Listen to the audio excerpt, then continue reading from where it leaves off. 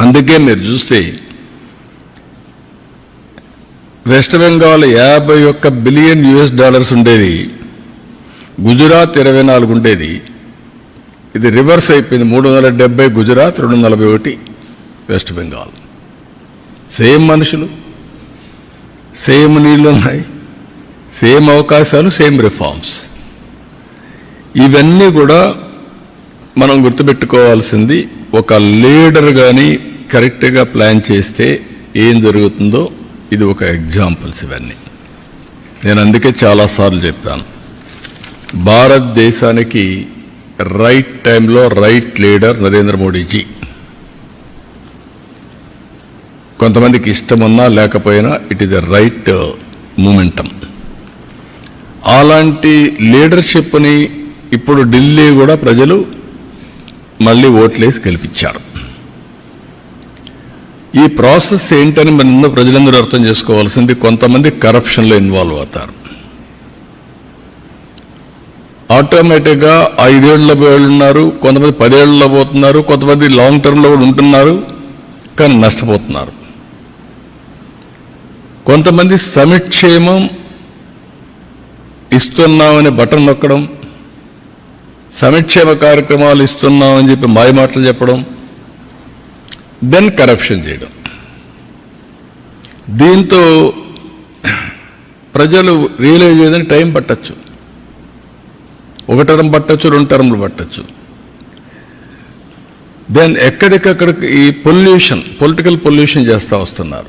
ఎవరైనా మాట్లాడితే ఎదురుదాడి చేయడం, వాళ్ళని అరెస్టులు చేయడం, లేకుంటే వాళ్ళ మీద ఒత్తిడి పెంచడం, సోషల్ మీడియాలో అవమానం చేయడం, ఒక పొల్యూషన్, ఇష్టానుసారంగా మాట్లాడడం, గర్వంతో మాట్లాడడం, హంబుల్నెస్ లేకుండా పోవడం, ఇవన్నీ వచ్చే పరిస్థితికి వచ్చింది. కానీ పర్ఫార్మెన్స్ మాత్రం లేదు. దానికి 2 ఉదాహరణలు ఏపీ అండ్ ఢిల్లీ. సిమిలారిటీస్ కూడా ఉన్నాయి. ఆ రోజు Delhi model of education, what is that model? నేను బాగా చదువు చెప్పిస్తున్నా, ఓకే. హైయర్ ఎడ్యుకేషన్ ఉందా? లేదు. ఆ తర్వాత కాలేజీలు ఉన్నాయా? లేవు. తర్వాత ఉద్యోగాలు ఉన్నాయా? లేవు. రెండోది మహిళా హాస్పిటల్స్, హెల్త్. ఇంటికి నేను మందులు పంపిస్తున్నా, ఓకే, బాగానే ఉంది. సూపర్ స్పెషాలిటీ హాస్పిటల్ ఉందా? లేదు. ఇవన్నీ చేసిన తర్వాత నీళ్లు ఇచ్చే పరిస్థితులు లేరు. డ్రైనేజ్, డ్రింకింగ్ వాటర్ కలిసిపోయే పరిస్థితి వచ్చింది. ఢిల్లీలో ఎక్కడ చూసినా డస్ట్ బేరకపోయి garbage, it is a city of garbage అయింది. మెయిన్ రోడ్లో ఎవరన్నా విఐపీస్ వస్తే, అంబాసిడర్స్ వస్తే, కంట్రీ హెడ్స్ వస్తే మెయిన్ రోడ్లో గార్బేజ్ ఉండే పరిస్థితికి వచ్చింది. ఏమన్నా టోటలీ పొల్యూషన్. ఏదైతే ఒక సీజన్లో ఢిల్లీలో pollution highest in the world, most polluted city ఏదైనా ఉందంటే ఢిల్లీ దానికి చిరునామా అనే పరిస్థితికి వచ్చాం. అందుకే నేను మొన్న ఎన్నికల్లో చెప్పాను, it is a total failure model. I'm not criticising individuals. It is a failure model. Itself is a failed model. It cannot sustain, it cannot replicate, it cannot be continued. Continue అయ్యే కొందికి ఏమవుతుంది? ప్రజలకు bleeding అవుతుంది. ఇంకా ఒకప్పుడు మీరు చూస్తే best examples ఇక్కడ పంజాబ్, మనం గర్వంగా చెప్పుకున్నాడు. పంజాబ్ అంటే ఒకప్పుడు దేశానికి కావాల్సిన సైన్యం అంతా అక్కడి నుంచి వచ్చేవాళ్ళు, దేశాన్ని రక్షించేవాళ్ళు. దేశానికి అవసరమైన ఫుడ్ అంతా గోధుమలు కానీ రైస్ కానీ సప్లై చేసేవాళ్ళు. 5 నదులు ఉన్నాయి. ఈరోజు ఏమైంది? పంజాబ్ డ్రగ్స్, ఐటీకి పోలేదు, డ్రగ్స్ వచ్చాయి. అదే సమయంలో పంజాబ్లో ఈరోజు మీరు చూస్తే ఎవ్రీడే ఒక ట్రైన్ ఢిల్లీకి వస్తుంది క్యాన్సర్ ట్రీట్మెంట్ కోసం. Is it not our responsibility to correct it right time? ఇవి చూసిన తర్వాత ఇక్కడ అక్కడ మీరు చూస్తే వెల్ఫేర్ అని చెప్పి నేను నీళ్లు ఊరికే ఇస్తున్నా, కరెంట్ ఊరికే ఇస్తున్నా, ఇవన్నీ చెప్పారు. కానీ భవిష్యత్తును అంధకారం చేసే పరిస్థితికి వచ్చారు. ఇక్కడ కూడా మన రాష్ట్రంలో మీరు చూస్తే అక్కడ కొద్ది టైం తీసుకున్నారుగా, మన రాష్ట్రంలో 5 ఏళ్లలోనే బటన్ నొక్కే కార్యక్రమానికి విసుగొచ్చే పరిస్థితికి వచ్చారు. వీళ్ళ అరాచకాలు అద్దులు లేకుండా పోయే పరిస్థితి వచ్చింది. ఎగో ప్రాబ్లమ్స్ కూడా చిన్న పెద్ద లెక్క లేకుండా ఇష్టానుసారంగా మాట్లాడడం, ఆ గర్వం, ఎగో, ఏదో ఎక్కడి నుంచో వచ్చినట్టు ప్రవర్తించడం, ఆ హంబుల్నెస్ లేకుండా పోవడం, ఇవన్నీ జరిగాయి. ఢిల్లీలో జరిగిన liquor is nothing compare to Andhra Pradesh. ఎవరైనా సరే లిక్కర్లో ఇన్వాల్వ్ అయిన వాళ్ళు ఇంతవరకు ఆ ఫ్యామిలీస్ కూడా బాగుపడవు. అంటే అది పాపిస్ట్ డబ్బులు. రెండోది, పేదవాళ్ళ ఆరోగ్యాన్ని సర్వనాశనం చేసి మీరు ఎంజాయ్ చేయడానికి ఎవరిచ్చారు మీకు అధికారం? రూలర్స్కి. మామూలుగానే లిక్కర్ అనేది నేనున్నప్పుడే ఈఎన్ఏ ఎక్స్ట్రా న్యూట్రల్ ఆల్కహాల్ తయారు చేశాను 2 times న్యూట్రలైజ్ చేయడానికి. ఎందుకు? అందులో ఉండే ఇంప్యూరిటీస్ అన్ని పోవాలి, కొంతవరకు అనేది అవుతుందని. ఇప్పుడు మీరేం చేశారు? రా లిక్కర్ ఇచ్చే పరిస్థితికి వచ్చారు. టోటల్గా ఆ లిక్కర్ తాగితే ఏమవుతుందో తెలియకుండా కిడ్నీస్ ఫెయిల్ కావడం, చాలా సమస్యలు వచ్చాయి. సిస్టాన్ని మొత్తం సర్వనాశనం చేశారు. డిస్టిలరీస్ లాగేసుకొని డిస్ట్రిబ్యూషన్ అంతా వెళ్ళే చేసి సెకండ్స్ అమ్మి ఆడి నుంచి ఎక్కడ చూసినా ఆన్లైన్ పేమెంట్స్ లేకుండా చేసే పరిస్థితికి వచ్చారు. ఇక్కడ మొన్న చూశారు మీరు ఋషికొండ దేవతలు అక్కడ ఇచ్చేశారు. మెడిటేషన్ చేసి అక్కడంతా నివసించిన ప్రదేశం మనం చెప్పుకుంటే ఆ ప్రదేశంలో పోయి ప్యాలెస్ కట్టుకోవాలని, ప్యాలెస్ కట్టి నేను బ్రహ్మాండమైన ప్యాలెస్లు కట్టానని చెప్పుకునే పరిస్థితికి వచ్చారు. అక్కడ కూడా ఢిల్లీలో శేష్ మహల్ ఇదే మరిగా పెద్ద లగ్జూరియస్ ప్యాలెస్ కట్టారు. అక్కడ ప్యాలెస్ లేకపోలేదు, ఇక్కడ ప్యాలెస్ లేకపోలేదు. This is where public are very intelligent. ఇక్కడ మాట్లాడితే ఇప్పుడు కూడా మాట్లాడుతున్నారు.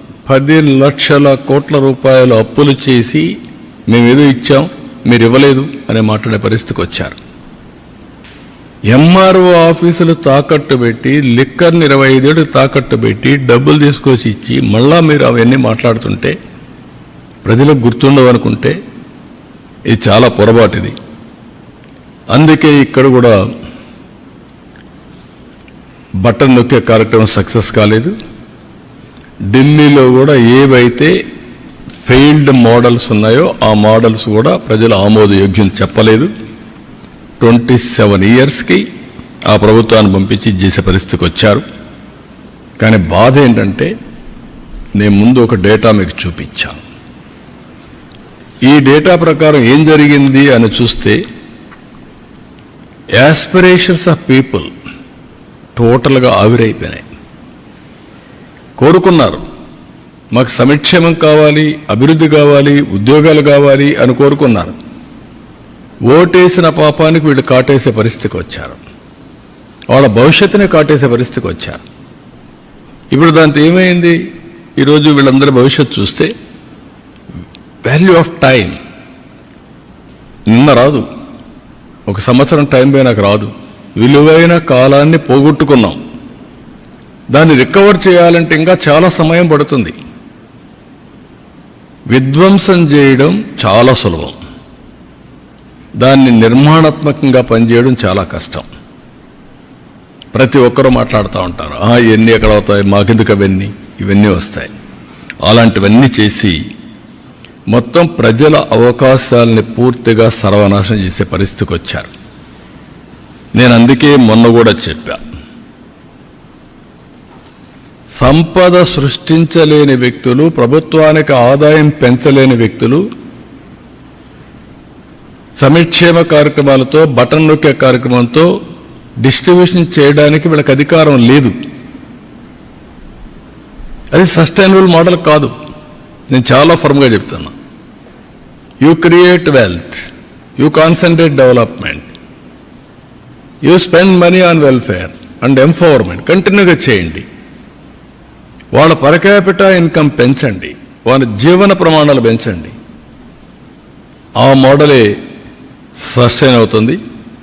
అయితే ఓసారి ఇండియన్ డెమోక్రసీలో ప్రజలు చాలా ఇంటెలిజెంట్. భారతదేశం యొక్క విశిష్టత మనం చూస్తే ప్రతి ఒక్కరికి ఒకే ఓటు ఉంటుంది. ఓటు వేసినాక 5 ఏళ్ళు భరించాల్సి వస్తుంది.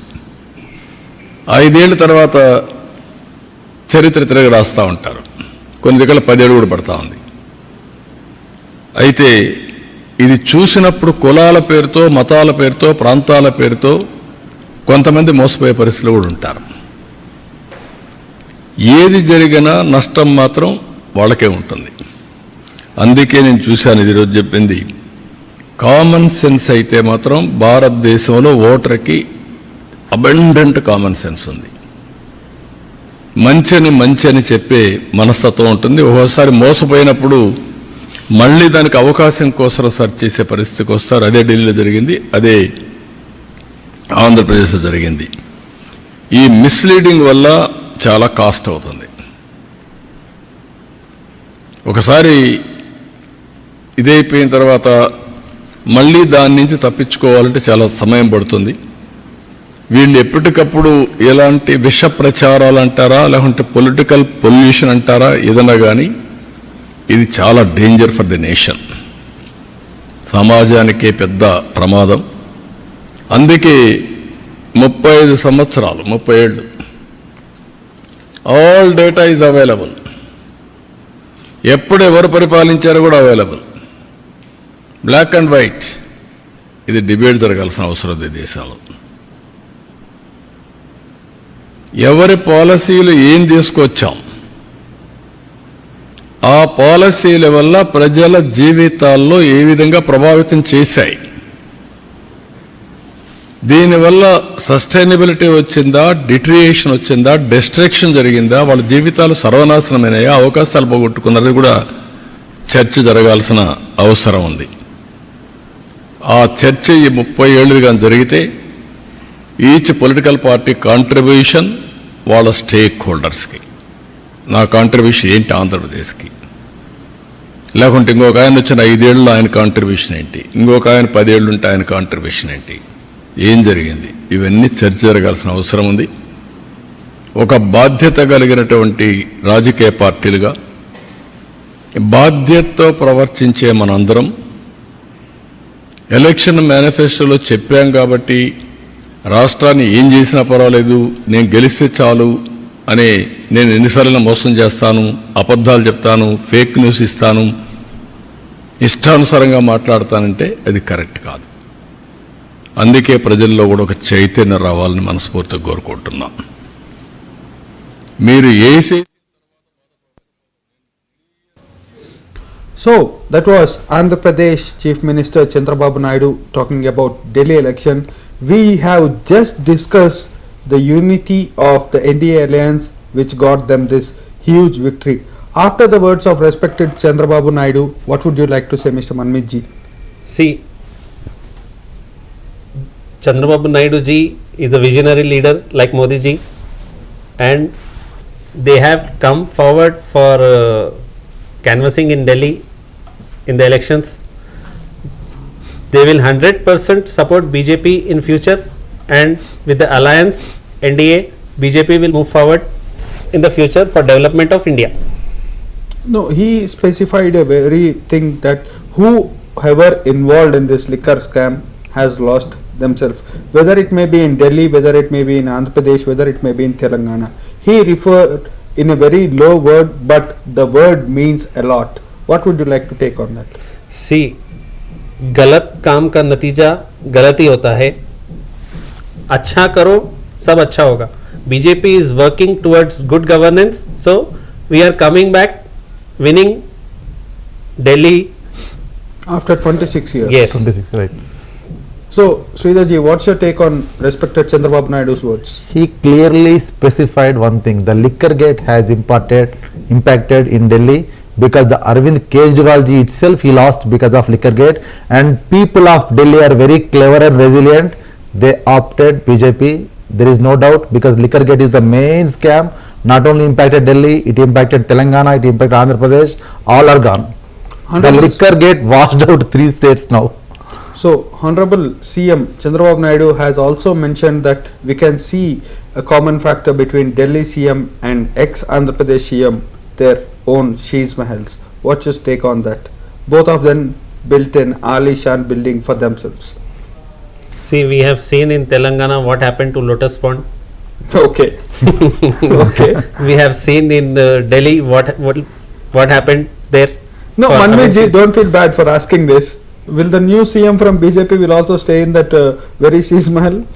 See, we cannot comment that at the moment right now, but So you are playing a very safe game. things will change at that residence. And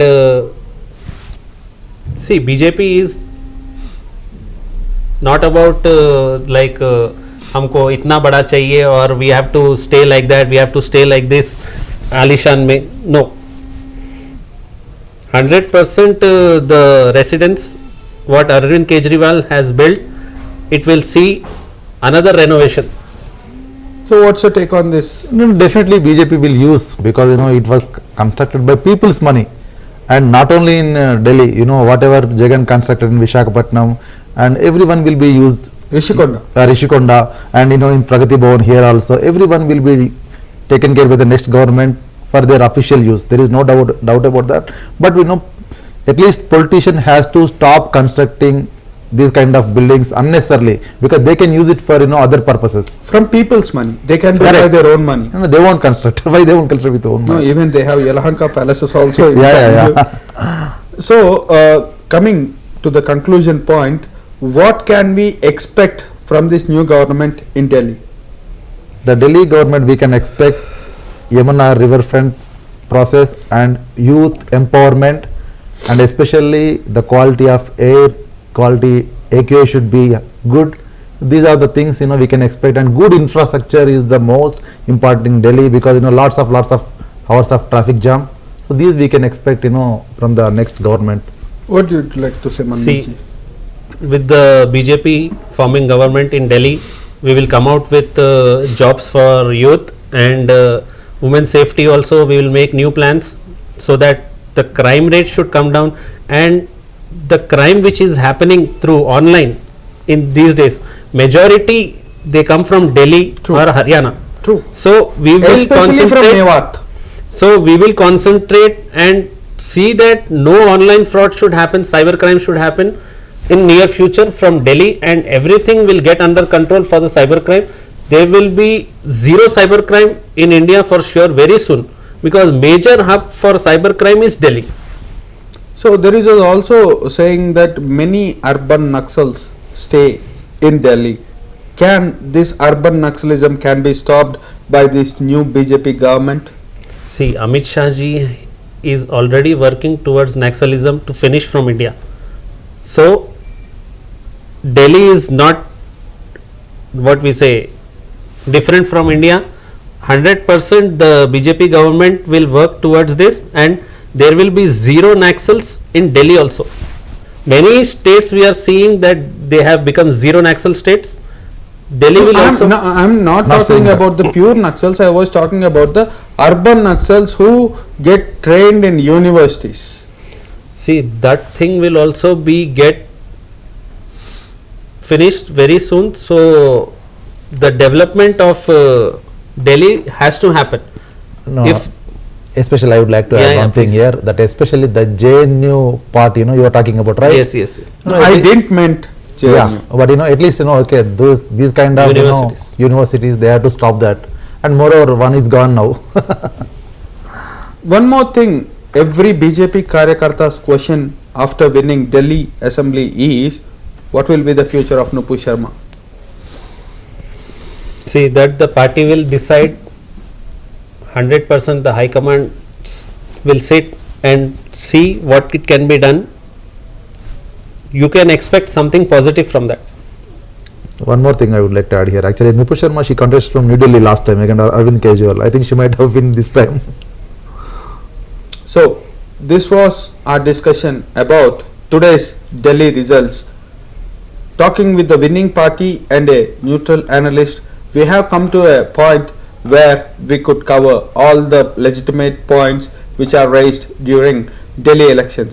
So let us hope people of Delhi find peace and prosperous future from the newly elected government. So let us see, no CM from BJP will construct Sheesh Mahal, no CM from BJP will do liquor scam, no CM from BJP will do support for riots or other things. If they do support for such things, here we are to question. So let us conclude today's debate and let's thank our today's guest Mr. Manmeet ji from BJP and Sridhar ji, an analyst. So this was the end of the debate. So let us meet with another interesting subject. Until then, keep watching CVR English.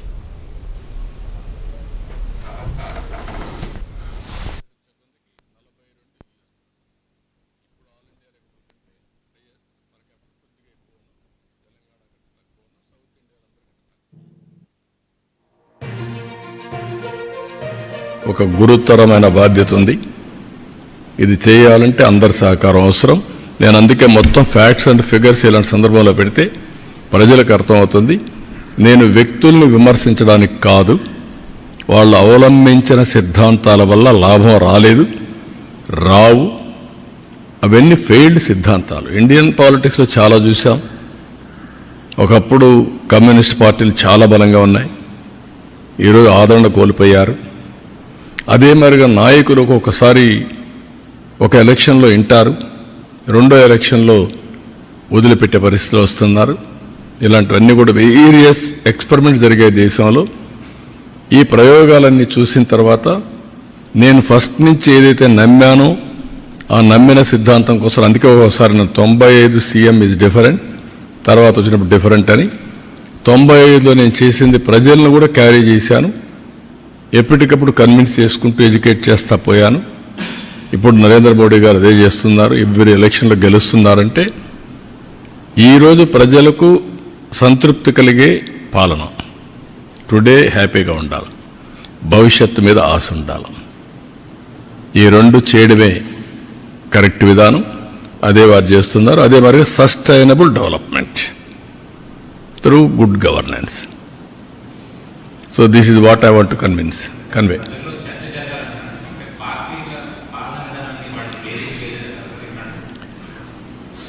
ఇప్పుడు మీరున్నారు, మీరు ఎంత intellectuals కదా,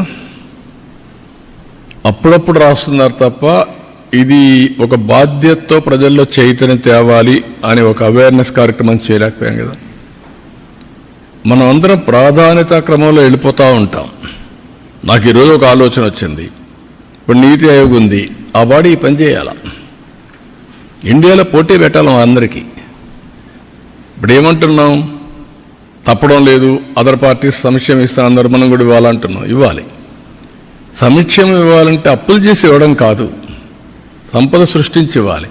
ఈ విషయాలు మనం చెప్తున్నాం. అందుకే మొన్న నేను చెప్పిన తర్వాత వన్ సైడ్ ఎలక్షన్స్ అయినాయి, 93% స్ట్రైక్ రేట్. అది తీసుకెళ్ళగలిగాం, ఆ పొలిటికల్ అవేర్నెస్ తెచ్చాం. అది ఒకరోజు చేస్తే సరిపోదు. కామన్ మ్యాన్ యాస్పిరేషన్స్ ఉన్నాయి, పొలిటికల్ పార్టీ కార్యకర్తలకు యాస్పిరేషన్స్ ఉన్నాయి. ఆ యాస్పిరేషన్స్ నేను ఫుల్ఫిల్ చేయాలి, ఎడ్యుకేట్ చేయాలి, కన్సిస్టెంట్గా చెప్పాలి. ముఖ్యమంత్రి కానప్పుడు నాకు అన్ని పాజిటివ్ పాయింట్స్ ఉంటాయి. ఇప్పుడు నేను పర్ఫార్మెన్స్తో పబ్లిక్ని కన్విన్స్ చేయాలి. ఏ కార్యకర్త ఏ ఆఫీసర్ తప్పు చేసినా అది కూడా నెగిటివ్ నాకే వస్తుంది, ముఖ్యమంత్రికే వస్తుంది. అది ప్రజలకు అర్థమయ్యేటికి చెప్పాలి. మళ్ళీ నేను యాక్షన్స్ కూడా తీసుకోవాలి. ఈ రెండు బ్యాలెన్స్ చేయాలి. ఆ బ్యాలెన్స్ మిస్ అయితే ప్రాబ్లం వస్తుంది. అందుకే చెప్పా సో మెనీ టైమ్స్ 1995 నేను ఉదాహరణకు నేను క్విక్ డిస్పోజల్ ఆఫ్ ఫైల్స్ చెప్పాను. క్యాబినెట్లో రకరకాలుగా రాస్తారు, ఒకరికి రాస్తారు. అంటే ఆన్ టెక్నాలజీలో ఫైల్స్ అన్నీ క్లియర్గా ఆన్లైన్లో ఉన్నాయి. నాకు ఎప్పుడు ఫైల్ వచ్చింది, ఎప్పుడు పంపించాం. ఇది సమర్థత బేరే చేయడం కాదు, ఇది క్విక్ డిస్పోజల్ ఆఫ్ ఫైల్స్.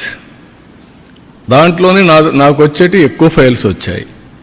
నా తర్వాత హెచ్ఆర్ మినిస్టర్కి ఎక్కువ ఫైల్స్ వస్తాయి, ఎడ్యుకేషన్లో ఎక్కువ వస్తూ ఉంటాయి. ఆ తర్వాత మూడో మంత్రి ఎవరో ఉన్నారు. ఇవన్నీ చూసిన తర్వాత నేను బేరే చేసిన తర్వాత నేను ఏం చెప్పానంటే మంత్రులందరికీ, ఎంత త్వరితగతిన మీరు ఫైల్స్ డిస్పోజ్ చేస్తే మనకు ఫలితాలు కూడా మెండుగా ఉంటాయి. ఇది మెజరబుల్. మీరు అందరూ టీమ్గా పనిచేయండి. నేను ఇది కూడా చూస్తున్నాను. రేపు రాబోయే రోజుల్లో every file will be online. ఆన్లైన్లో ఉంటే ప్రతి ఒక్క అధికారిని నేను రేపు అడిగే పరిస్థితి వస్తుంది బేరీ చేయడానికి. నీకు ఒక 5 ఫైల్స్ వచ్చాయి, వారం రోజుల్లో క్లియర్ చేయకపోతే నువ్వేం పని చేస్తున్నావు? Is it not your responsibility? ఇది వాట్సాప్ గవర్నెన్స్ తీసుకొచ్చాం. It is innovative. ఈరోజు ఆల్ టికెట్స్ ఇంటర్మీడియట్ వాట్సాప్ గవర్నెన్స్లో కొడితే వస్తుంది.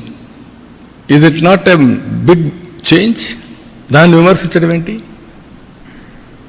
అంటే ఎక్కడికి పోతున్నాం?